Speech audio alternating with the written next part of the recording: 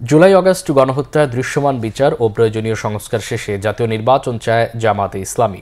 সুষ্ঠু ও নিরপেক্ষ নির্বাচনে সরকারকে সহায়তা করতে সব রাজনৈতিক দলকে সহযোগিতার আহ্বান জানিয়েছেন দলটির সেক্রেটারি জেনারেল অধ্যাপক মিয়া গোলাম পরোয়ার। দুপুরে ঢাকা মহানগর দক্ষিণ আয়োজিত জামাত ইসলামী আয়োজিত সভায় মিয়া গোলাম পরোয়ার আরও বলেন, অবাধ, সুষ্ঠু ও নিরপেক্ষ নির্বাচনের পরিবেশ তৈরি করেই নির্বাচন দিতে হবে, অন্যথায় বিতর্কিত নির্বাচন অনুষ্ঠিত হবে। তিনি বলেন, আওয়ামী ফ্যাসিবাদের মতো করেই কথা বলছেন ফ্যাসিস্ট বিরোধী আন্দোলনে অংশ নেয়া কেউ কেউ।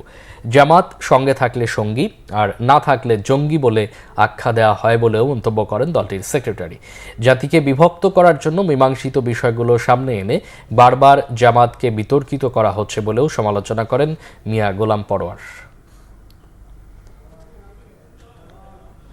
তারপরে আমরা গ্রহণযোগ্য নির্বাচন চাই। সরকারকে তার যথার্থ সময় উপযুক্ত সংস্কার শেষে তিনি যখন নির্বাচন করতে পারবেন সেই নির্বাচনে অংশগ্রহণের জন্য জামাত ইসলামী প্রস্তুত আছে।